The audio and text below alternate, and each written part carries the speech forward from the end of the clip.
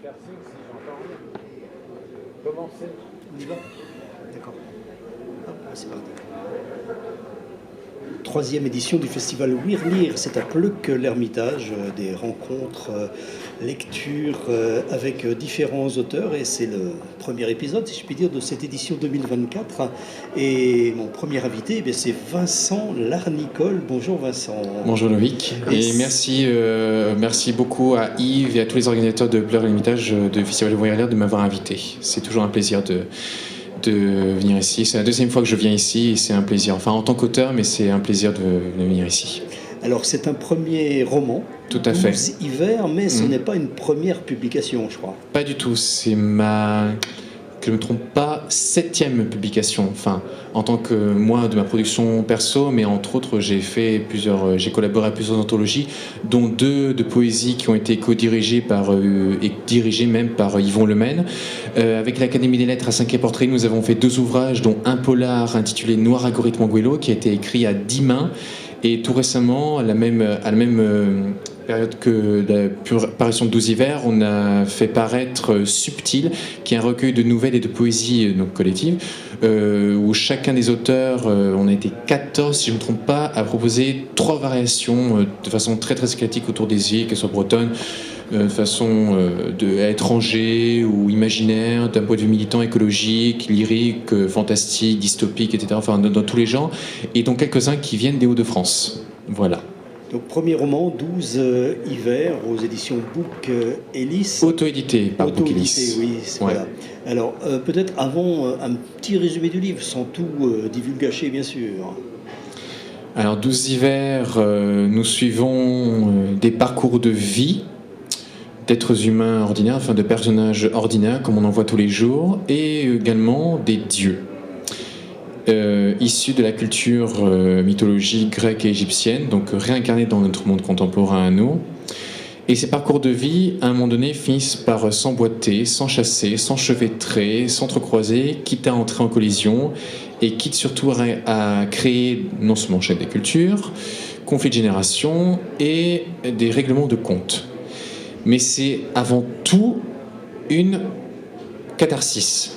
Parce que ça se commence dans un futur proche, donc le 1er janvier 2025, donc on n'est pas loin. Et chacune des personnages, donc hommes et femmes, vit recluse dans un lieu en Bretagne. Première partie, on traverse surtout Saint-Brieuc, et deuxième partie, on est dans les 4 coins de la Bretagne.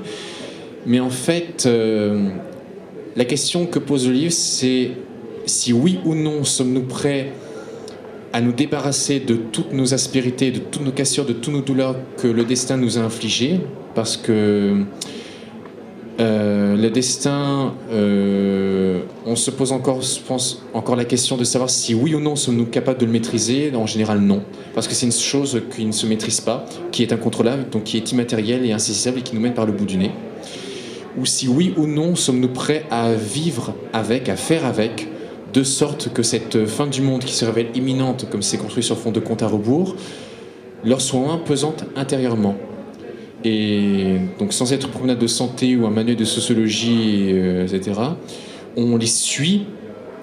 Ça pourrait être aux allures de pérégrination, parce que nous découvrons et nous redécouvrons des lieux en Bretagne qu'on a l'habitude de voir ou de ne pas voir, enfin, quitte à en entendre trop parler, quitte à en oublier les contours les plus infimes, là où chacune vivent reclus.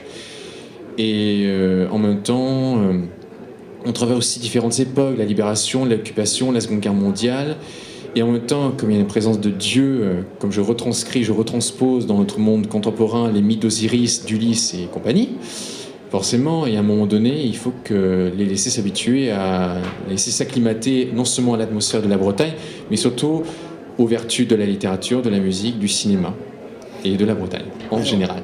À la façon dont vous en parlez de ce livre, on peut se demander comment elle est née, l'idée d'avoir écrit ce livre-là. Elle est née tout à fait par hasard. Je n'avais aucune idée précise d'où j'allais y aller en fait. J'ai commencé un texte comme ça, bêtement. C'était au moment de boucler mon stage de fin d'études à la médiathèque Brin Culture à Plaintel. dans le cadre de mon DUST bibliothèque documentation. J'avais commencé un texte en mettant en scène un dieu qui vivait reclus, qui se terrait dans un ossuaire, dans une chapelle à Plonné-aux-Lanverne, dans le Finistère, donc dans le pays bigoudin. Et puis voilà, il ruminait un petit peu ses idées noires, je décrivais un peu tous ses faits et gestes. Et après, j'avais arrêté à la moitié parce que inconsciemment, inconsciemment, je me suis mis à écrire d'autres choses. Et puis petit à petit, j'ai fait un petit plan comme ça, le plus bêtement du monde, parce que je laisse au lecteur quelques petites astuces littéraires, dont je ne dévoilerai rien. Et puis vraiment, vraiment, vraiment par hasard. C'est ça un petit peu, on se laisse un petit peu dépasser par... je pense que l'écrivain, un auteur comme moi, peut se laisser facilement dépasser par sa propre histoire, par ses propres idées, par ses propres personnages, quitte à se laisser... c'est quelque chose que je ne pourrais... C'est difficile à expliquer en fait. Alors justement, vous employez le mot catharsis, et c'est ça finalement. Oui, tout à fait. Une sorte d'exutoire. Là. Une sorte d'exutoire, et pas seulement. Oui, pas seulement une exutoire, c'est aussi ça donne aussi matière à réflexion, qui interroge aussi sur la nature humaine que nous forgeons au cours, même au-delà de nos existences. Et qu'est-ce qui différencie la nature humaine de l'être humain? Je pense notamment à des questions que se posait le réalisateur autrichien Michael Haneke quand il a sorti en 2003 Le Temps du Loup. Jusqu'où nos valeurs éternelles tiendraient-elles? Quelle est l'épaisseur de notre vernis de civilisation et comment nous comporterions-nous les uns les autres en pareil cas? Parce que lui, c'était également dans une atmosphère post-apocalyptique, mais sans être du cinéma post-apocalyptique, comme c'est du cinéma d'auteur. Et comme c'est une histoire d'une famille qui se retrouve complètement plongée dans la violence du monde, qui ne peut compter que sur soi-même, parce que ça travaille beaucoup sur l'incommunicabilité, l'incapacité de communiquer entre les êtres. Et en fait, c'est chacun pour sa pomme. Mais dans 12 hivers, c'est un peu plus différent parce qu'à un moment donné, comme je dis que les parcours de vie se finissent par s'enchevêtrer, s'entrecroiser, ils vont y avoir pratiquement obligation de se connaître des uns des autres parce que ce sont bien sûr des êtres qui ne sont pas faits de la même énergie, mais à un moment donné, il va y avoir aussi matière à réflexion si oui ou non sont-ils prêts à accepter le fait de vivre avec leur douleur ou va même d'apprendre, de désapprendre, de réapprendre, de conquérir ou de se reconquérir. Reconquérir soi-même. Alors la façon dont vous parlez du livre là nous donne un aspect d'un livre peut-être sombre, pessimiste, mais il n'y a pas de désespoir. Non, il n'y a pas que... bien sûr, ça peut être un peu sombre et pessimiste parce que je traite beaucoup de faits de société. Je parle notamment, par exemple... d'un coup d'État qui avait lieu au Togo dans les années 60. Je parle entre autres des sujets qui pourraient paraître tabous mais qui ne sont pas tout à fait tabous. La radicalisation et le départ en Syrie d'un être cher, le deuil, la nostalgie de l'enfance, d'une enfance un peu cassée et qu'on a envie de renouveler un petit peu. Je parlais également d'inceste à un moment donné, tout en sachant que les chiffres sont assez... Quand on les écoute, on a du mal à y croire. Toutes les 3 minutes, on entend toutes les 3 minutes qu'un enfant est victime d'une chose comme ça. On se dit mais c'est pas possible. Et c'est un peu ça que pose le livre, mais pas complètement de manière désespérée, parce que j'essaie de faire un peu comme Olivier Adam, qui lui écrit des romans sociaux, qui traitent des sujets sombres sur les milieux sociaux, le milieu populaire, parce qu'il a grandi dans le milieu populaire, sur les difficultés des familles dans les quartiers un peu difficiles, mais sans être dans le pathos en fait. Et j'ai un peu perdu le fil. Non, je parlais de livres qui paraît comme ça sombre à votre présentation, mais il n'y a pas, j'ai pas senti de désespoir. Non, il n'y a pas vraiment de désespoir. Il faut surtout voir une puissante envie d'espoir, parce que non seulement on traverse les mythes et les archétypes de nos inconscients collectifs, comme l'a dit une lectrice qui est une rédactrice et journaliste, et qui est des racines grecques, donc forcément ça a parlé un peu, la Grèce, etc. Et il y a aussi des moments de tendresse, quelques petits interstices de tendresse. On m'a dit que l'humour manquait un peu, mais en fait, je pense qu'au niveau de l'humour, Il faut voir surtout beaucoup de tendresse. J'essaie surtout de faire ressortir un peu des choses de tendresse, un petit peu de. On a un moment où on a besoin de souffler. Par exemple, je fais découvrir à Ulysse, qui vit reclus dans le café du dimanche, qui maintenant n'existe plus, donc qui existait boulevard Hoche à Saint-Brieuc, par le biais d'un ancien bénévole à l'hôpital du jour de Saint-Brieuc, qui lui fait découvrir, par exemple, Marguerite Duras, le ravissement de Lolvestein, ou Isis à un moment donné qui découvre Françoise Sagan entre autres, et je vais surtout découvrir un peu de Miyazaki, Daniel Balavoine, enfin voilà, le cinéma, la littérature et la musique, parce que les dieux c'est bien, la mythologie, les dieux, les mythes d'Osiris, etc., c'est bien, mais quand il faut les retransposer dans le monde contemporain, il faut un petit peu leur découvrir l'impact que ça a par rapport à leur culture à eux, leurs croyances et surtout leurs idées à eux. Et comment les colmater, mais faire en sorte de faire un mélange, plutôt un alliage conséquent, mais qui peut servir. Vincent Larnicole, hein, pour 12 hivers, est toujours ici avec nous pour ce roman, ce premier roman auto-édité. Donc c'est dans le cadre, je vous rappelle, de Wirlir, 3e édition, donc à Pleuc, l'Ermitage. Alors l'action se déroule en Bretagne. C'est important pour vous qu'elle se déroule dans notre région là ? Je dirais pas que c'est important, je dirais plutôt que c'est une sorte de... Bon, je suis breton, donc...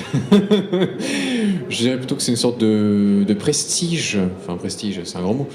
Mais comme vous voyez sur la première de couverture, l'illustration qui en fait représente la tour de Cesson, qui existe bel et bien à Saint-Brieuc, qui est en fait une gravure de Émile van Marke, qui a été reproduite à partir d'une série photographiée vers 1840, série photographie de L. Robert. Et cette gravure est exposée, enfin pas exposée, mais fait partie d'une collection au musée de Saint-Brieuc, mais qui est tombée dans le domaine public. Donc évidemment, c'était un petit peu important pour moi de faire connaître un peu des lieux comme ça dans la littérature en général, pas seulement bretonne, mais en général. Mais donc, c'est bien de faire un petit peu parler la Bretagne dans certains livres en littérature. Je pense à Olivier Adam, qui fait beaucoup de livres en Bretagne, des vents contraires. Tout peut s'oublier, entre autres. Fabine Juel, elle fait connaître la Bretagne par la grande littérature parce qu'elle est publiée au Rouergue, notamment à la chaise numéro 14. D'ailleurs, je cite la chaise numéro 14, je cite Fabine Juel. Et également Louis Guillou, notamment je parle du bureau de Louis Guillou, qui est un lieu extraordinaire. Il était un petit peu important pour moi de faire connaître un peu, si je puis dire, comme c'est auto-édité, un peu de faire connaître de manière générale un peu des lieux comme ça. Parce qu'on a un petit peu quelques rapprochements avec des grands de la littérature, parce que le père d'Albert Camus, Lucien Camus, est enterré au cimetière Saint-Michel à Saint-Brieuc, entre autres, c'est pour donner un exemple. Donc c'est important pour moi de faire connaître un peu des lieux comme ça, qu'on n'a pas l'habitude d'entendre parler et qui sont un peu laissés à l'abandon, parce que la tour de Cesson, j'en parle, c'est un lieu qui a été complètement laissé à l'abandon pendant plusieurs années, et puis après, en 2018, il y a eu l'incendie du domaine en janvier 2018, et donc je fais référence par le travers du personnage d'Emilien qui pourrait paraître un squatteur, parce qu'il continue à être squatté, malgré le fait que ça a été exproprié par la ville de Saint-Brieuc et qu'il y a de temps en temps des visites qui se font hors, bien sûr, des gens du patrimoine, mais qui envisagent sans doute une ouverture au public d'ici septembre 2025. Mais je fais, dans le personnage d'Emilien, qui est un père de famille désabusé et qui subit plusieurs trucs, etc., qui squatte non pas par plaisir, mais par mission de sauvegarde des lieux, de la friche et de ce qui reste des ruines, comme n'importe qui pourrait le faire, enfin pas en tant que squatteur, entre guillemets, mais voilà, qui pourrait agir de manière plus digne. Il est prévu lors de ces rencontres une lecture d'un extrait du livre. Alors Vincent, je vous propose de poser le micro sur un pied, effectivement, et puis de lire un extrait du livre que vous allez peut-être resituer dans le contexte.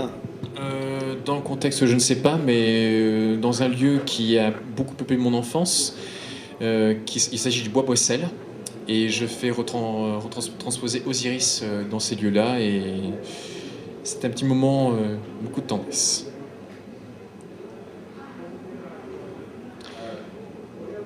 Tout à coup, j'aperçus, au sommet du toboggan, une silhouette en contre-jour. Une autre l'accompagnait et se cachait dans son dos, de droite à gauche et vice-versa, touffue et haletante. De temps à autre, elle aboyait au pied de sa maîtresse. J'entendais également cette créature humaine lui rire à la truffe. Une petite fille, bien emmitouflée, chevelure de lin et minuscule bouche pleine de vie. On aurait dit une fille de neige, comme dans les contes. Elle portait un gros blouson mauve et une écharpe orange. À ses pieds, de grosses bottes faites pour marcher dans la nappe blanche. Son chien, c'était une boule de poils touffu, tel un œuf battu au fouet. Je l'aurais pris pour un faucon de plumes blanches, argenté, que l'animal se serait présenté dans le soleil pour créer une explosion de lumière, et ainsi s'épanouir lors de ces hivers phagocytés de toutes pièces. Du cristal imprégnait les 2 billes noires que l'animal portait. Plus il s'excitait, plus le joyau s'éclaircissait. D'en bas, je les observais, tous deux prêts à glisser sur le grand toboggan. Aucun parent dans les parages n'eut la hardiesse de les en empêcher. À quoi bon être totalement décidé quand le non-plaisir se profile en un instant? La petite fille tint fermement son chien dans ses bras et s'installa sur le starting block. J'aurais pu, moi aussi, prévenir le danger. Seth, lui, aurait fait autrement. Il l'aurait laissé glisser et se blesser. Il l'aurait châtié de son inconscience. Il l'aurait abattu de tous les maléfices pour assouvir son règne. Je décidai d'agir. « Ma petite, fais attention à toi, ça peut être dangereux. »« Ce n'est pas grave, monsieur, » me répondit la fillette. « Je ne suis pas revenue ici depuis longtemps. Autant en profiter, hein, mon Kiguen ?» Le chien blanc aboya en guise de consentement. Sur ce, elle s'élança en hurlant. Je l'attendis au pied de la descente, prêt à recevoir le choc le plus existentiel possible. Je l'attrapai par les épaules, puis fus entraîné dans la chute. Nous nous rabougrîmes dans la gadoue, au fond de la couche saupoudreuse faite d'eau et de sel, avec un arrière-goût sucré d'eucalyptus. La gamine ria aux éclats. « Rien de cassé ?» lui demandai-je, inquiet. « Non, même mon caniche n'a rien. »« Tu es bien petite pour te promener toute seule. »« J'ai 8 ans, monsieur. » Le toutou opina à nouveau, d'un aboiement hauturier. Pour autant, le proverbe du chien en tant que meilleur ami de l'homme ne prouvait pas davantage de sa valeur. Une part de bévue. On le prenait comme un outrage à l'intelligence animale. Une idée reçue dans nos cerveaux pour éponger la part de fantaisie encore vivante. La petite revint à la charge. Tu t'appelles comment? Appelle-moi Osiris. C'est un beau prénom. Tu viens d'où? Je suis un dieu égyptien. C'est pour ça que t'es vert, comme Hulk? J'ignore qui c'est, mais je suis né comme ça. Un dieu a d'incroyables pouvoirs, tu sais. Ainsi, elle m'expliqua qu'elle s'appelait Arwen. Arwen, comme l'elfe que l'on voit dans les tourments du Seigneur des Anneaux que le génie Tolkien a convoité au tournant des années 50. Puis, arrivé au siècle actuel, il semble que les vallées et plaines enchantées de la Nouvelle-Zélande, au tréfonds des vagues cristallines du Pacifique, ont fait naître un mythe de légendes et de créatures mystiques à travers l'écran. Un certain Peter Jackson ayant sacrifié tout son bien en or pour faire ressusciter des contes de monstres et de divinités infinies et raffinées. J'ai vu tous les épisodes, fit la petite, émerveillée par le charisme de mon visage. Des divinités et autres créatures, j'en fais partie, lui répondis-je gêné. Tu vas attraper froid, non? Non, ça va aller. Un dieu, j'ai toujours rêvé d'en voir un. Tu ressembles au petit prince. On m'a souvent comparé à lui. Tu as quoi comme pouvoir? J'ai su apporter la tradition de l'agriculture et de la religion. Je suis sûr que tes parents doivent cultiver bien des choses, comme des grappes de fruits. J'adore les framboises. Suis-moi.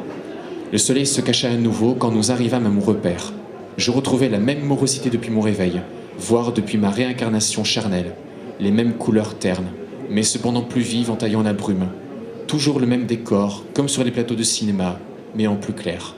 Une 3D renforcée.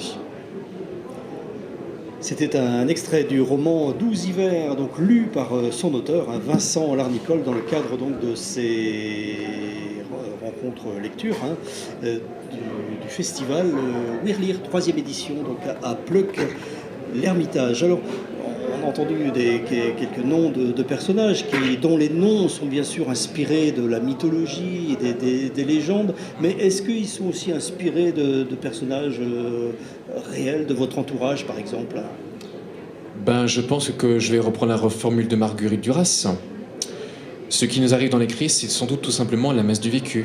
Mais cette messe du vécu, non inventoriée, non rationalisée, est dans une sorte de désordre qui est tous les jours un désordre originel. On est hanté par son vécu, mais il faut laisser faire. Et aussi, effectivement, je pense qu'il est difficile, voire même quasiment impossible de se départir de soi quand on écrit avec qui on est. Et comme disait Brigitte Giraud il y a des années de cela, un écrivain, c'est quelqu'un qui restitue un regard sur le monde. Et j'ai envie de rajouter tel qu'il le voit, tel qu'il le perçoit et tel qu'il l'entend. Et bien sûr, il ne peut s'empêcher de s'inspirer de ce qu'il voit autour de lui, de ce qu'il entend, et même des choses qui peut arriver dans son entourage, sans pour autant exploiter, parce que sinon, ça n'aurait pas du tout marché. Mais effectivement, je m'inspire de beaucoup de choses que moi-même j'ai vécues dans mon enfance, notamment par exemple pour le personnage d'Emilien. Je fais ressusciter un petit peu, je fais revivre un petit peu ce que mon grand frère et moi avions vécu avant l'ère de Facebook, Instagram et le TikTok et tout le tralala. C'est-à-dire les blogs MySpace, Skyrock, etc. Les blogs, et aussi les Tamagotchi, et les plateformes de jeux et de chat comme par exemple Fruity Park. Ce qui va être le cas pour le fils d'Emilien qui lui vit dans une entropie pas possible, un peu, qui a été ballotté droite à gauche après le divorce de ses parents et qui va finir par commettre un acte complètement dingue, sans le divulgacher. Mais moi, je me suis inspiré un petit peu, et bien sûr, j'ai retravaillé à ma manière, une conversation virtuelle amoureuse que j'avais eue petit, mais voilà, pour le meilleur et pour le pire, parce que je n'ai pas fait que du bien sur cette plateforme-là. Moi qui suis d'une naïveté absolue quand j'écris et comme je vis, ma manière à vivre, etc., je me laisse facilement influencer par tout et n'importe quoi, vu que je suis autiste Asperger, alors forcément ça joue un peu en... Je ne vais pas non plus paraître non plus fataliste, mais évidemment ça donne matière, des choses comme ça peut donner matière, mais c'est à nous, en tant qu'écrivains, et peut-être un peu pour le lecteur, mais d'abord on écrit d'abord pour soi, et après pour le lecteur c'est tout à fait autre chose. Moi j'ai entendu par exemple Maëlys de Kérangal, qui était venue à Saint-Brieuc parler de son dernier livre auprès des lycéens au lycée Ernest Renan. Écrire pour le lecteur, c'est tout à fait différent, ça dépend, tout à fait différent d'écrire d'abord pour soi. Moi j'ai envie de dire, comme elle le dit, je suis tout à fait d'accord avec elle, on écrit avec le lecteur, je pense. Écrire pour le lecteur et avec le lecteur, je pense que c'est pas du tout pareil. Alors, parmi les lecteurs et lectrices, ici en l'occurrence, il y a Amélie Nothomb avec un superbe retour là. Oui, carrément, elle a lu, dès qu'elle a reçu le livre, elle a lu en un week-end. Elle m'a écrit une lettre le jour de la Saint-Vincent, et que j'ai reçu 1 ou 2 jours après. Elle m'avait dit une réussite complète, autant de combats épiques d'une pureté éblouissante. C'est un choix judicieux. Le mythe, c'est le salut. Le salut pour l'avenir, c'est le mythe. Voilà, elle m'a dit des choses comme ça. Et tout récemment, c'est Serge Joncourt, qui est un de mes totems que je connais depuis plus de 10 ans, qui est mon oncle spirituel, pour ainsi dire. C'est un peu lui qui a commencé. Il m'a dit carrément que c'était un peu fou. Je suis tout à fait d'accord, mais fort, très puissant et inspiré. Mais voilà, ça rejoint un petit peu ce que mes autres lecteurs et lectrices des retours que j'ai eus. Voilà, ça retranscrit un peu l'absurdité du monde, la folie du monde, et comment on se laisse complètement avaler par ça, et à un moment donné, voilà, comment ce réseau a accepté de vivre avec ça, comment on peut triompher de ça, et comment on essaie d'accomplir, comment peut-on faire quelque chose de beau, une force, avec sa différence et ses différences. C'est ça qui est retranscrit un peu que j'ai voulu inconsciemment retranscrire dans le livre. Donc des retours plutôt encourageants là, d'Amélie Nothomb. Oui, encourageants. Il y en a qui sont un petit peu perdus, mais bon, je ne vais pas non plus apeurer le lecteur, mais il y en a qui sont un petit peu perdus. Mais voilà, ce qui a beaucoup touché, c'est le style. Mais bon, voilà, je pense que le style, la manière d'écrire, je pense que c'est un peu notre manière d'être. Il ne faut pas donner comme quoi, il ne faut pas donner raison à Christine Angot, qui a dit qu'être artiste, c'est toujours au fond... Grand Corps Malade disait que ça peut être un plan B, pourquoi pas. Mais Christine Angot, vu sa verve à elle dit carrément que au fond, c'est toujours le résultat d'un échec. Et ben moi, j'ai envie de dire non. C'est une voie parallèle, une voie de substitution. C'est notre pas de côté. Et je pense qu'il y en a qui en font leur métier et d'autres qui en font un truc à côté. Mais c'est un peu, en quelque sorte, notre manière d'être et de vivre et d'être au monde. Voilà. Je vois que durant cet entretien, vous avez cité quand même pas mal de vos confrères. Vous lisez beaucoup ? Énormément. Là, en ce moment, je suis en train de lire un personnage de roman de Philippe Besson, son livre personnel sur Macron. Bon, c'est pas extraordinaire, mais bon, il n'y a pas que... Mais j'aime beaucoup Philippe Besson, mais lui, ce livre-là, il y a d'autres livres que Philippe Besson que j'aime beaucoup, La Maison Atlantique, Ceci n'est pas un fait divers, et entre autres, Arrête avec tes mensonges, qui est extraordinaire. Mais voilà, comme j'aime beaucoup Philippe Besson, sa manière d'écrire, et puis que c'est une manière très touchante, comme il est très dur à ça dans sa manière d'écrire. Voilà, entre autres. Mais il y a aussi Olivier Adam, Camus, Sagan, Duras, Brigitte Giraud, Fuenquinos, enfin voilà, plein d'auteurs.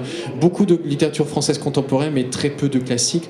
Bon, même si j'ai des Camus qui est quand même un grand classique, et un peu Sagan et un peu des poètes de droite à gauche, notamment Yanis Ritsos, qui est un poète grec que j'aime beaucoup, que j'ai découvert grâce à Bruno Doucet.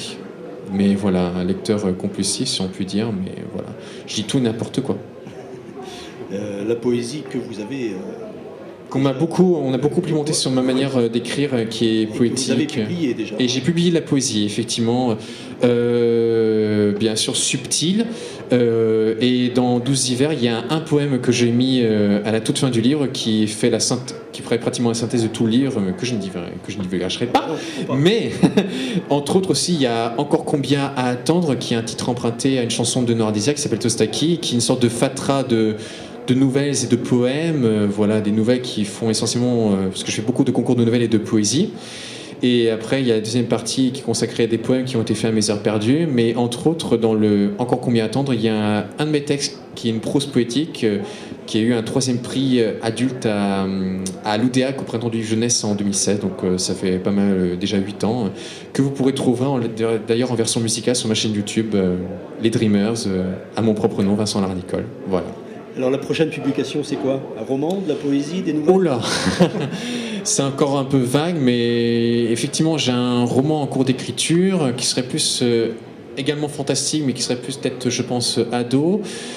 J'ai un recueil de nouvelles qui dort dans mes tiroirs, mais que je pense retravailler d'ici peu, et plein de recueils de poésie dans mes tiroirs, qui dorment dans mes tiroirs. Et aussi, je crois que j'ai une publication dans un collectif de l'Association des écrivains de Bretagne, qui est une nouvelle par rapport au concours de nouvelles des écrivains de l'AEB, qui était sur le téléphone, qui était oublié, quelqu'un qui oublie son téléphone, et qu'est-ce qui se passe après. Et je crois aussi qu'il y avait aussi une autre publication, mais qui a été faite par le biais d'Amazon. J'ai récemment remporté le 3e prix de poésie au Salon Bigoudin du Livre à Pont-l'Abbé pour un poème qui s'appelait Lumière Noire. Mais l'actualité, c'est donc 12 hivers. Premier roman donc, de Vincent Larnicole, auto-édité, Bookelis. Oui, mais qu'on peut trouver entre autres sur Bookelis. En librairie, ouais. Oui, Bookelis, et aussi Bookelis.com, diffusé par Hachette Livre, comme c'est auto-édition. Hachette Livre, les sites de librairie en ligne, et entre autres quelques points de vente, par exemple le Marque-Page à Quintin, la Fnac de Saint-Brieuc, BD West à Saint-Brieuc, entre autres. Il y en a aussi à librairie Ravi à Quimper, et prochainement le 6 décembre. Lors du salon du livre au restaurant Pépite dans le quartier de Maurepas à Rennes, au stand de l'établi des mots. Voilà. Plusieurs moyens donc de se procurer ce livre. Merci Vincent. Merci à vous. Donc c'est pour cette première rencontre lecture dans le cadre du festival Ouirlire à Pleuc l'Ermitage, et je remercie évidemment Yves Portier-Rétoré de m'avoir fait confiance une nouvelle fois pour ce salon du livre. Merci Vincent. Merci à vous. À bientôt.